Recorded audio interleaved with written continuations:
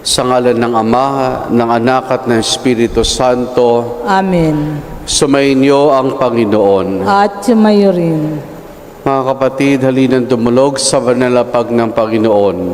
At upang tayo maging marapat pakibahagi sa ating pagdiriwang, aminin natin ang ating mga kasalanan.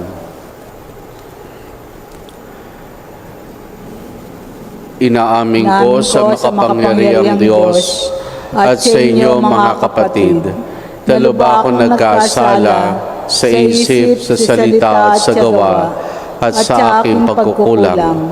Kaya sinasamo ko sa mahal na Birheng Maria, sa lahat ng mga anghel at mga banal, at sa inyo mga kapatid na ako'y panalangin sa Panginoong ating Diyos.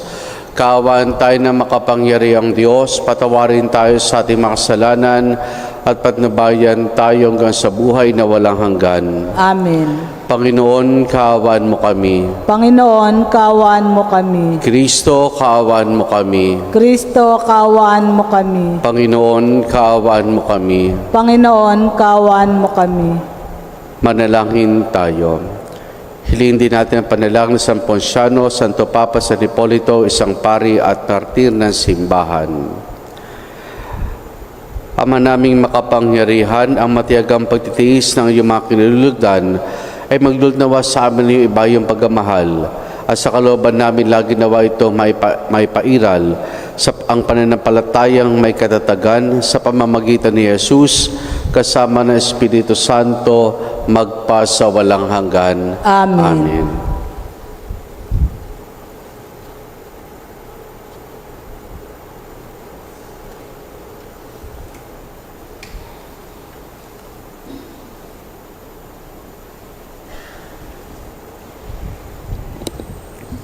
Ang salita ng Diyos mula sa aklat ng Propeta Ezekiel.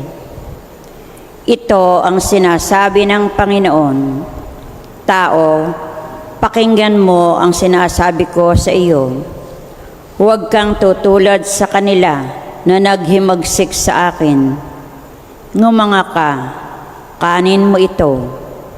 Nang ako'y tumingala, may nag-abot sa akin ng isang aklat na nakabalumbon. Iniladlad ko ito at nabasa ko sa magkabila ang mga panambitan, pagdadalamhati at sumpa. Sinabi pa sa akin, kanin mo ang aklat na ito. Pagkatapos, magpahayag ka sa sambayanan ni Israel. Ngumanga ako upang kanin ang aklat. Sinabi niya sa akin, kanin mo ito at magpakabusog ka. Kinain ko nga ang aklat. Ang lasa ko ay parang pulot-pukyutan. Sinabi niya sa akin, Tao, pumunta ka sa sambayan ng Israel at sabihin mo ang pinasasabi ko sa iyo.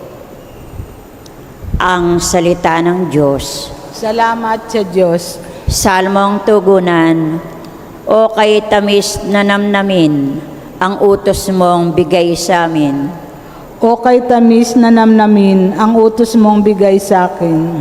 Nagagalak na sundin iyong kautusan, higit pa sa pagkagalak na dulot ng kayamanan. O kay tamis na namnamin, ang utos mong bigay sa akin. Ang buo mong kautusan sa akin ay umaaliw. Siyang gurong nagpapayo sa lahat kong suliranin. O kay tamis na namnamin, ang utos mong bigay sa akin. Higit pa sa gintot pilak nitong buong sanlibutan, ang mabuting idudulot ng bigay mong kautusan. O kay tamis na namnamin, ang utos mong bigay sa akin. O kay tamis na namnamin, ang utos mong ibinigay. Matamis pa kaysa pulot, iyong lasang tinataglay. O kay tamis na namnamin, ang utos mong bigay sa akin. Halos humihingal ako dahilan sa kasabikan. Namata mo iyong aking minimithing kautusan. Ako kay tamis na namnamin ang utos mong bigay sa akin.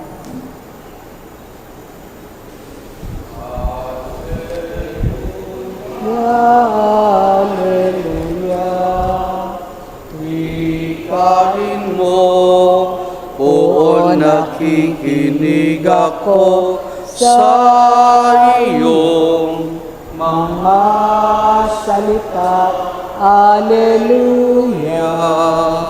Alleluia, Alleluia.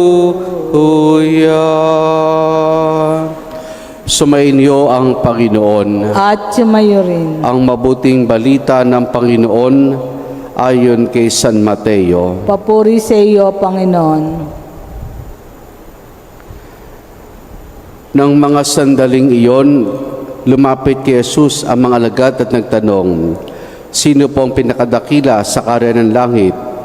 Tinawag ni Jesus ang isang bata, pinatayo sa harapan nila at sinabi, "Tandaan ninyo ito, kapag hindi kayo nagbago tumulad sa mga bata, hindi kayo mapibilang sa mga pinaghaharian ng Diyos. Ang sinumang nagpapakababa ng gaya ng batang ito ay siyang pinadakila sa pinaghaharian ng langit ng Diyos. Ang sinumang tumatanggap sa isang batang ganito dahil sa akin ay ako ang tinatanggap. Ingatan ninyo na huwag hamakin ang isa sa maliliit na ito. Sinasabi ko sa inyo, sa langit, ang kanilang mga anghel ay laging nasa harapan ng aking Ama. Ano sa akala ninyo ang gagawin ng isang taong may 100 tupa upang kung maligaw ang isa sa mga iyon? Hindi kaya niya iiwan ng 99 na nanginginain sa kaburulan upang hanapin ang naligaw? Sinasabi ko sa inyo, kapag nasumpungan niya ito, higit niyang ikinagagalak ang isang ito kaysa 99 na hindi naligaw. Gayun din naman, hindi kalooban ng Diyos na inyong amang nasa langit na mapahamak ang isa sa maliliit na ito."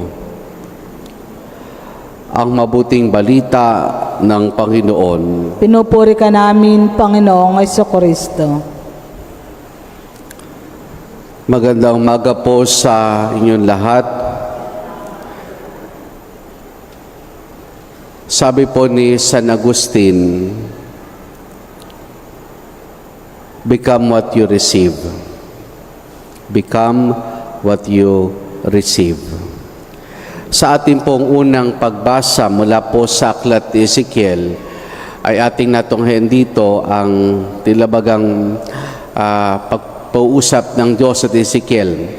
Kahapon po ay ating natunghayan nung makita ni Ezekiel ang kadakilaan ng Diyos sa pamamagitan ng iba't ibang mga imahen ng kalikasan. At yan ay ating natunghayan sa ating unang pagbasa na pinakain ng Diyos yung balumbon ng salita, at nung kanya kinain ay ang panlasa niya ay parang pulot-pukyutan ito.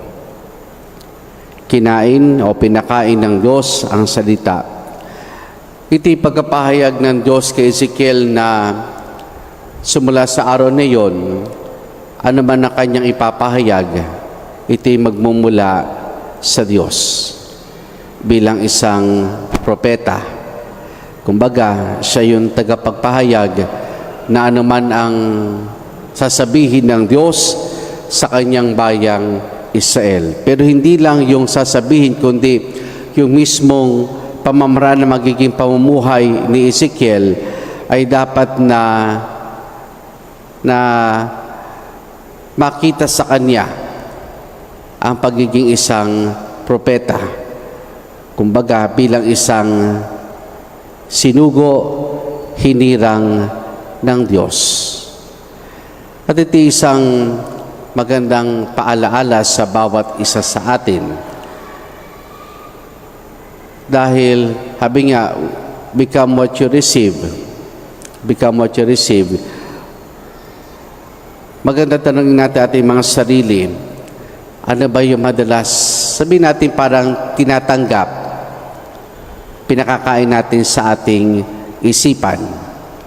Kasi kung naman yung ating tinatanggap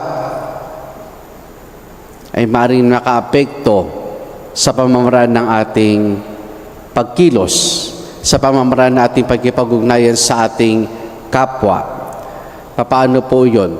Halimbawa po, kung ang laman ng ating isipan ay parating mga fantasies, yung mga nababasa natin, mga napapanood natin, hindi ho malayo na yung mga makita natin ang mundo sa aspeto ng mga fantasies na napapanood natin, nababasa natin. Kumbaga pagka ganun, parating nasa ating isipan ay may wishful thinking. Sana ganun na lang ang mundo. Sana ganun na lamang ang mundo. Kung ang madalas naman nating pinapanood, halimbawa, pornografiya,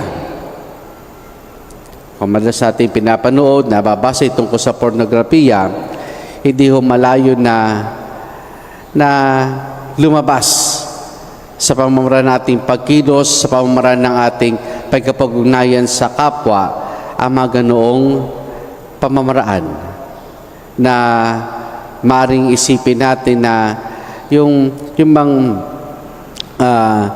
ang mga bagay-bagay tungkol sa sex ay maring natin makuha sa ganoong pamamaraan. Kung ang laman naman natin, ang pinakakain naman natin sa ating isipan ay violence, yun ang napapanood natin, yun ang maaring humubog sa ating pagkatao. Kung ano yung tinatanggap natin, yun ay maaring makapekto sa pamamaraan ng ating pamumuhay. Kaya magandang suriin natin parati ating mga sarili. Ano bang madalas kong napapanood? Ano bang madalas kong binabasa? Sapagkat ang mga ito kahit papaano po ay hindi lang nananatili sa ating isipan, kundi maaring mag-manifest, lumabas sa unti-unti sa pamamaraan ng ating pagkilos, sa pamamaraan ng ating pag-iisip. Become what we receive.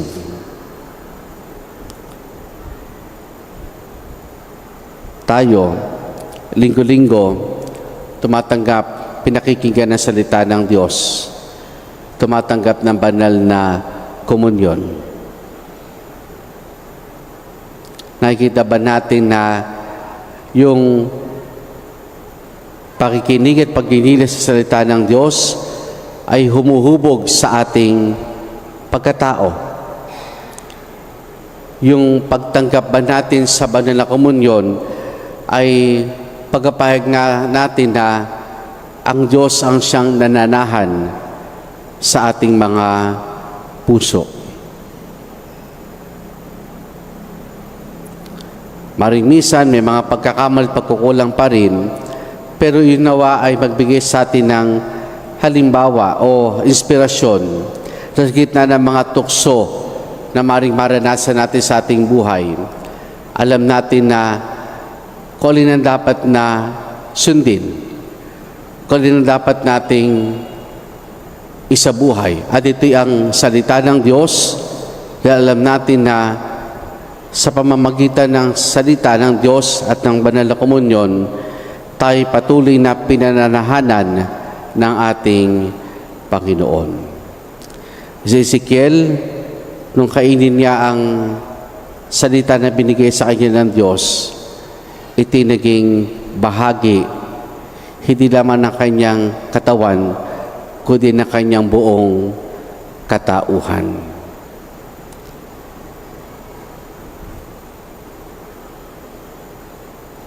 Dito ko nais iugnay yung ating ebanghelyo. Dito sa ebanghelyo, natin dito yung tanong ng Panginoon na tungkol sa nawawalay santupa. Kasi isa yan sa maaaring maging dahilan ng ating pagkawala sa piling ng Diyos. Sa kung ano ang tinatanggap, nilalaman ng ating isip at puso, ito'y maaring maglayo sa atin sa Diyos. Kapalad tayo sapagkat araw-araw maaari nating matanggap ang Diyos. Araw-araw maaari nating mabasa, mapakinggan ang Kanyang salita. At ito, mga kapatid, ay malaking tulong para sa bawat isa sa atin upang tayo ay, katulad ni Ezekiel, ay maging alagad ng ating Panginoon na nahuhubog ng Kanyang salita at ng ating Panginoon. Amen.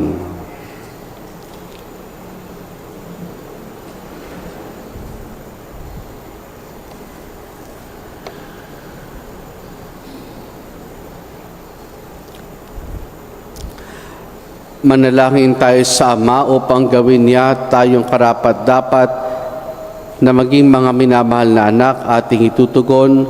Punuin nawa kami ng iyong presensya, Panginoon. Punuin nawa kami ng iyong presensya, Panginoon.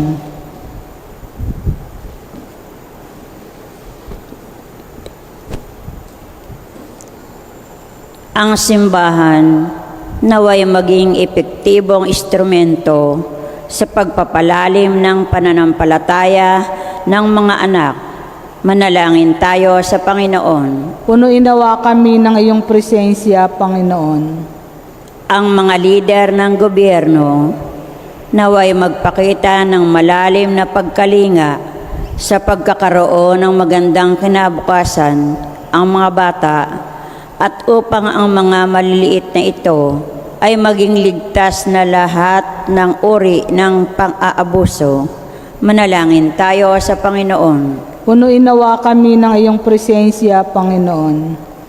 Ang mga magulang naway mapalaki ng mabuti ang kanilang mga anak ayon sa pinahahalagahang moral at mabigyan sila ng tamang paghuhubog at edukasyon.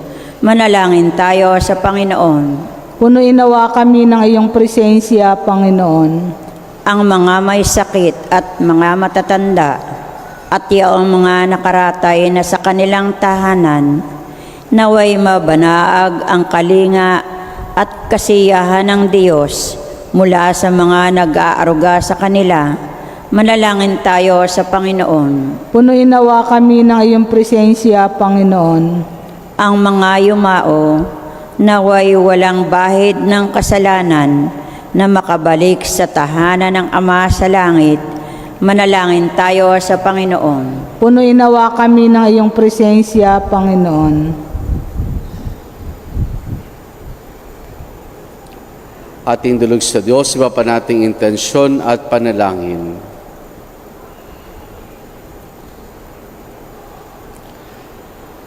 Ama, pakinggan mo ang mga panalangin ng iyong mga anak na sumasampalataya sa iyo. Ipagkaloob mo sa amin ng kababaang loob ng isang bata, sapagkat sa mga katulad nila ang kaharian ng langit. Hinihiling namin ito sa pamamagitan ni Jesus na aming Panginoon. Amen.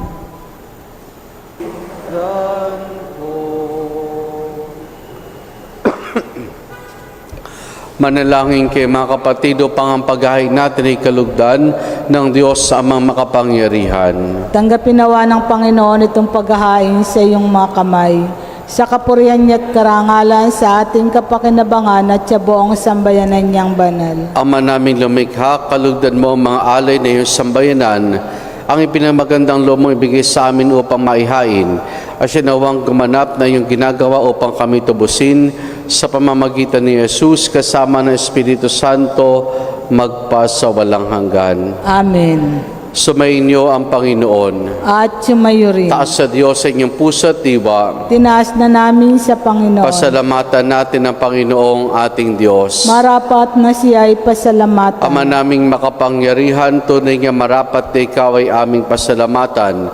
Nasa iyong aming buhay, pagkilos at pag-iral. Sa pamumuhay namin araw-araw, tinatamasa namin iyong pagmamahal. Sa pag-ibig mo yung pinunla sa sangkatauhan, ang Espiritu Santo yung unang aning bigay na anak mo naglagak sa amin, ng katiyakan na kalang mabuhay kami sa pili mo kailanman. Kaya kaisa ng mga anghel, magsisiawit ang papuri sa nang wala humpay sa kalangitan, kami nagbubunyi sa iyong kadakilaan.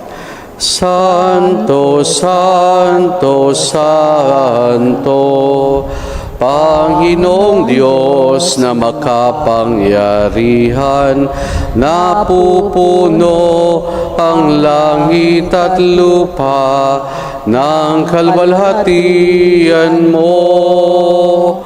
Hosana, Hosana sa kaitaasan, Hosana, Hosana sa kaitaasan. Pinagpala ang naparirito sa ngalan ng Panginoon.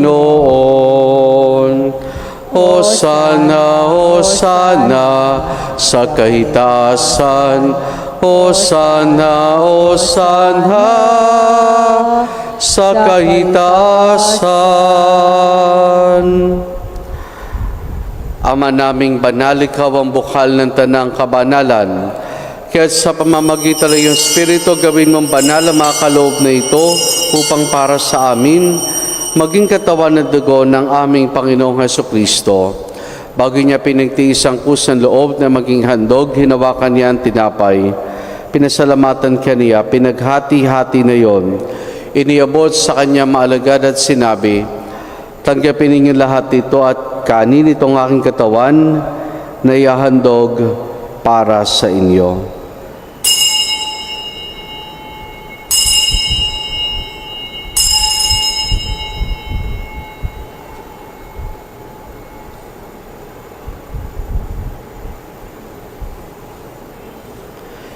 Gayun din naman nang matapos ang hapunan, hinawakan niya ang kalis. Muli kanyang pinasalamatan. Iniabot niyang kalis sa kanya maalagad at sinabi, tanggapin ninyo lahat ito at inumin itong kalis ng aking dugo ng bago't wala hanggang tipan. Ang aking dugo na ibubuhos para sa inyo at para sa lahat sa kapagpapatawad ng mga kasalanan. Gawin ninyo ito sa pag-alaala sa akin.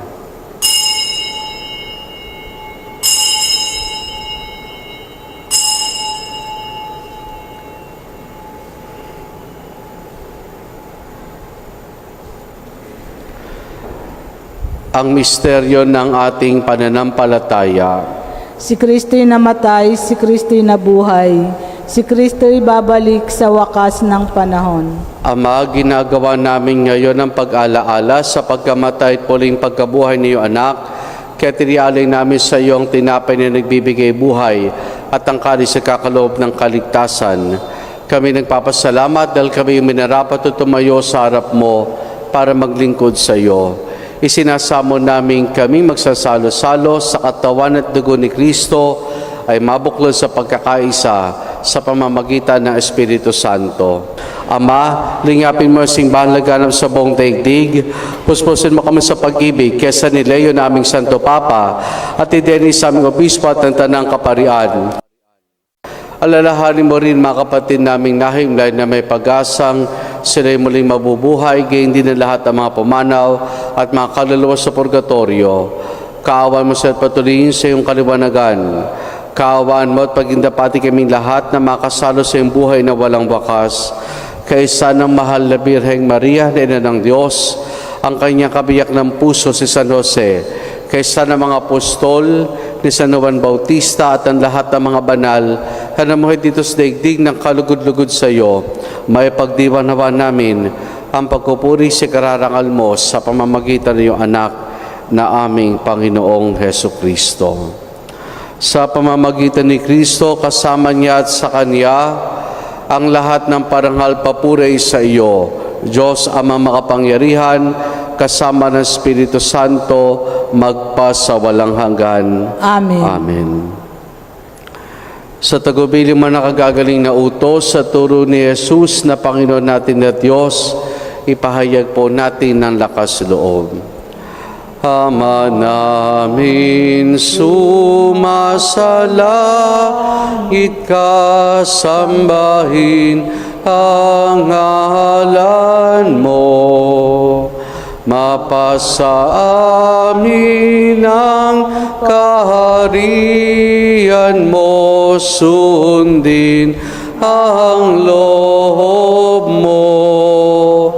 Di dito sa lupa para nang sa langit. Bigyan mo kami ngayon ng aming kakanin sa araw-araw, at patawarin mo ang aming mga sala para ng pagpapatawad namin sa nagkakasala sa amin. At huwag mo kaming ipahintulot sa tukso, at iadya mo kami sa lahat ng masama. Hinihiling namin kay Maria sa lahat ng masama, pagkalooban ng kapayapaan araw-araw, iligtas sa kasalanan, at ilihos lahat ng kapahamakan, samantalang aming masayang pinananabikan ang dakilang araw ng pagkapahayag ng tagapagligtas naming si Jesucristo.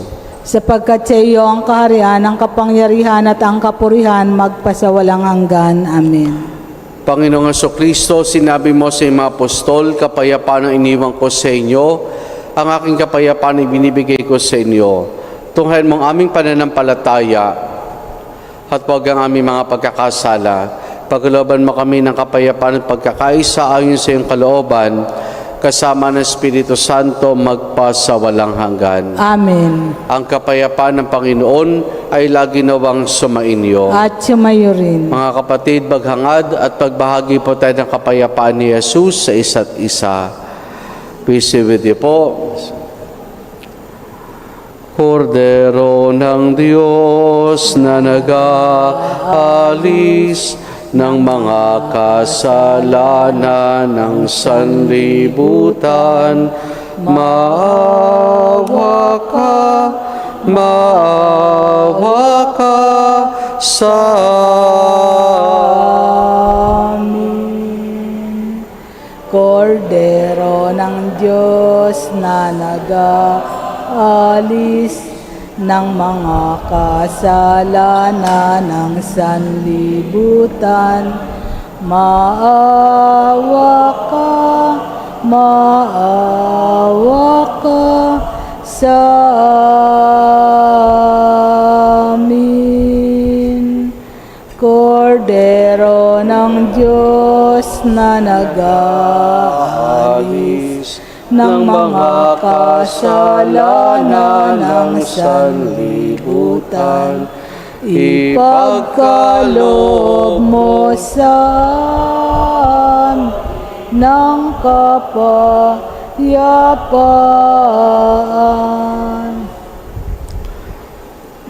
Narito si Jesus, ang Kordero ng Diyos. Siya nag-alis sa mga kasalanan ng sanlibutan. Mapalad ang mga inaaniyahan niya makiisa sa kanyang banal na piging. Panginoon, hindi ako karapat-dapat na magpatuloy sa iyo, ngunit sa isang salita mo lamang ay gagaling na ako.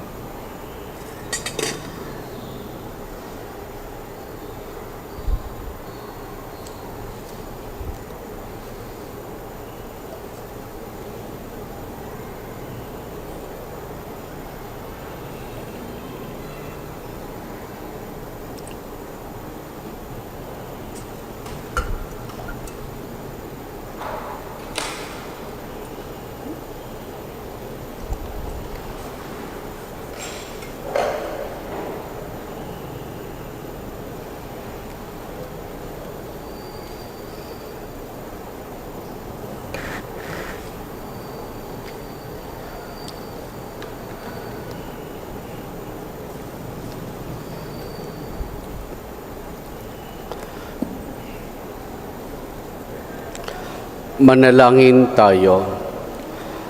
Ama naming mapagmahal, ang pakikinabang namin sa piging na banal ay magdulot nawa sa amin ng kaligtasan at pagtanghal sa amin sa lulining ng inyong katapatan sa pamamagitan ni Jesus kasama ng Espiritu Santo magpa sa walang hanggan. Amen. Sumainyo ang Panginoon At sumayo rin. at pagpalain tayong lahat ng mabutit mapagmahal na Diyos sa Ama, Anak at Espiritu Santo. Amen. Naialin na natin ang pagdiriwang ng banal na misa. Humayo tayo, taglay ang kapayapaan pag-ibig ng Panginoon. Salamat sa Diyos. Purihin po natin ang ating Panginoon.